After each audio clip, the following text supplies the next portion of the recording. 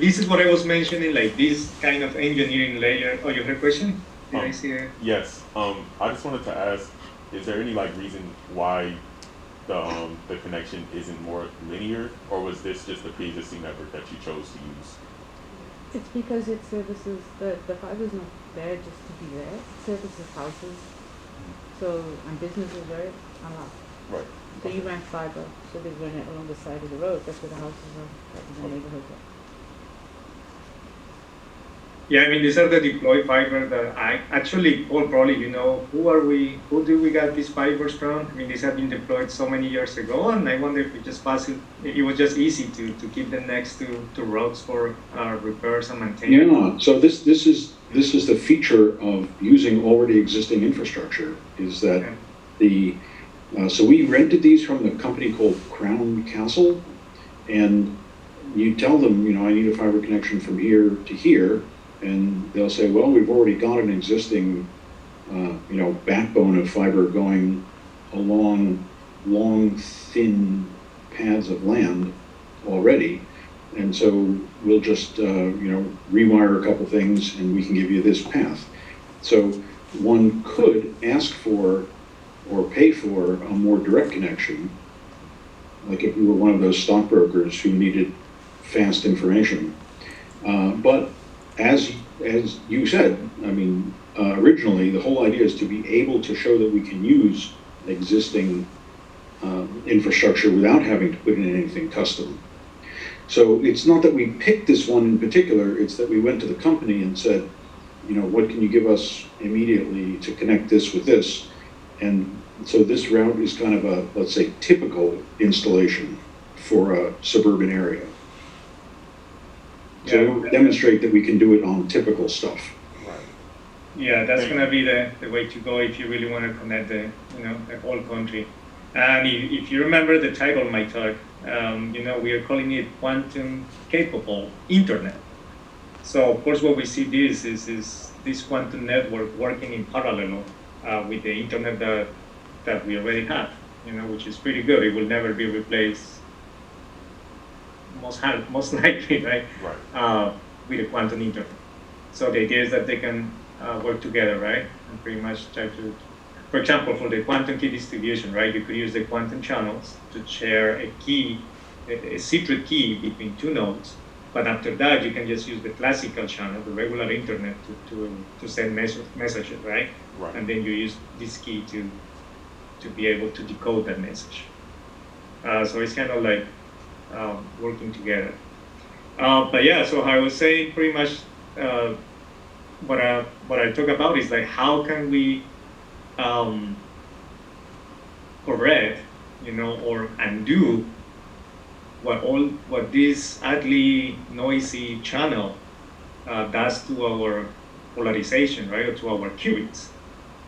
And like, I want to just jump in for a second, because we are mentioning this QPD all the time, but we are actually, what is aimed at what we are trying to do is to go beyond QPD, because QPD you can send on non-quantum internet, which you don't in fact need all the synchronization layers. So what actually we have here, and our advantage here, is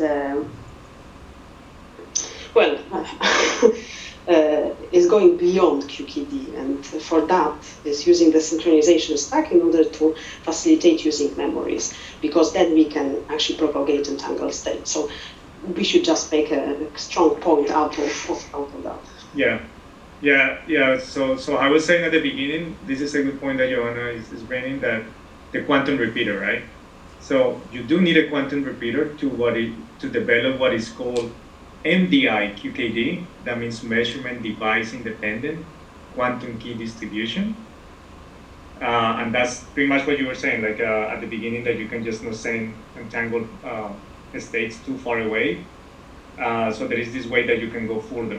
But there are more differences, right? The standard QKD that people talk about, and that has been known since the 80s, and you can actually commercially buy right now.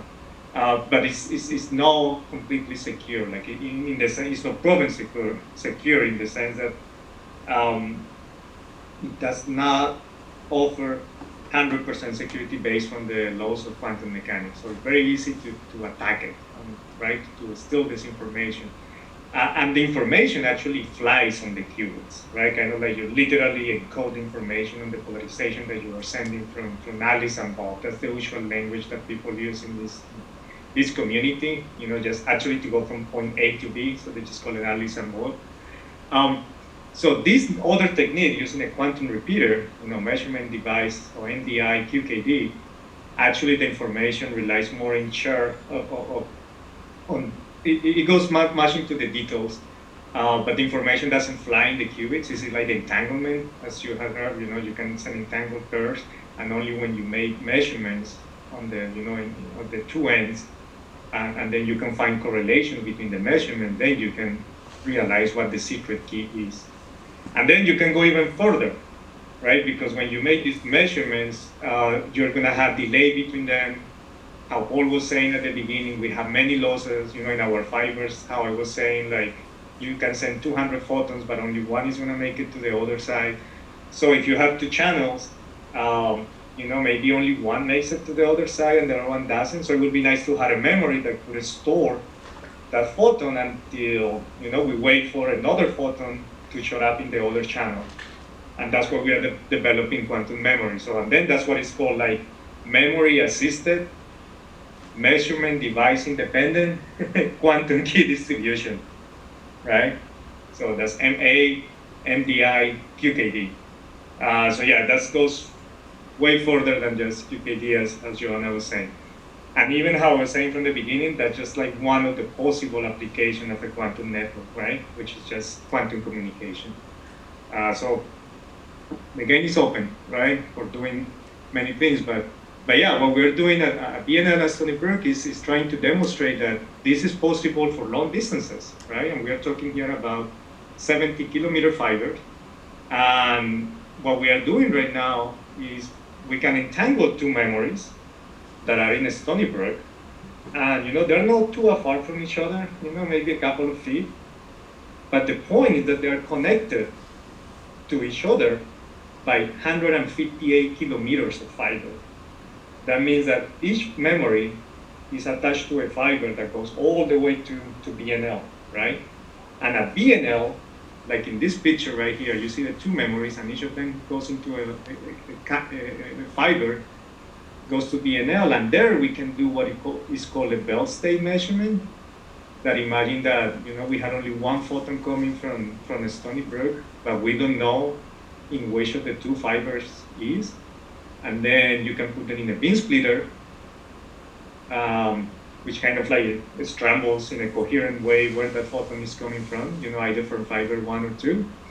And then we detect that photon in what we call the superconducting nanowire single photon detector that you probably saw it in the lab in the small room, that red machine that makes a lot of noise, which had very high efficiency to detect single photons. And the point is that if we detect that photon, because of this beam splitter that is here, that erases the information where it's coming from, we just don't know where that photon comes from if we detect it. And then that's a way to do quantum entanglement between the two memories. So by making a single measurement at BNL, we can entangle these two memories that are 70 kilometers away, right? But then now the distance, the effective distance between the two fibers, between the two memories is 150 kilometers, right? There is no reason why this could work if actually we separate the two memories, in opposite directions from BNL, and they're still separated 158 kilometers, and the same thing would exactly apply. But of course, to be able, there are so many things that we have to correct for, right? We have to be able that these photons that come from the memories arrive with exactly the same information that they were sent with from the very beginning. So we had to correct for these polarization drifts that happen through the fibers, because how we saw, they just go to regular channels that were not designed to keep this kind of purity, because the classical internet doesn't require that. And time jitter, right? I mean, if you're sending an information to your internet, if you have, few nanoseconds or even like milliseconds delay in your email, you don't care, right? But how Paul was saying, we need these photons to arrive at the same time. So even a nanosecond delay could be very challenging to do this interference that we want to do between two photons.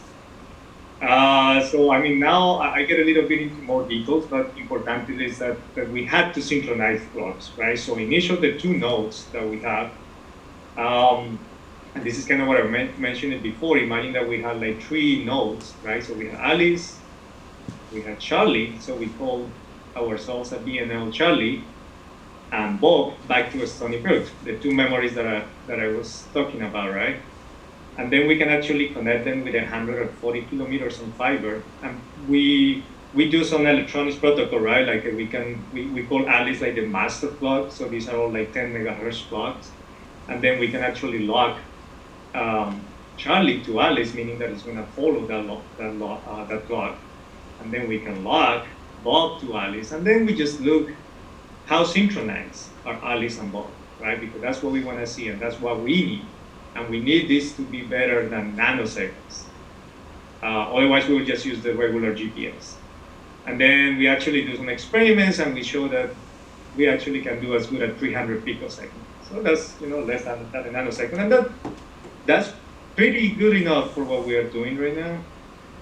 I heard somebody. Oh, sorry. So that's pretty good because, for example, we are sending about like 200 nanosecond pulses. So you see, we are almost 3 orders of magnitude in terms of time resolution. But then that's just how well synchronized the clocks are, right?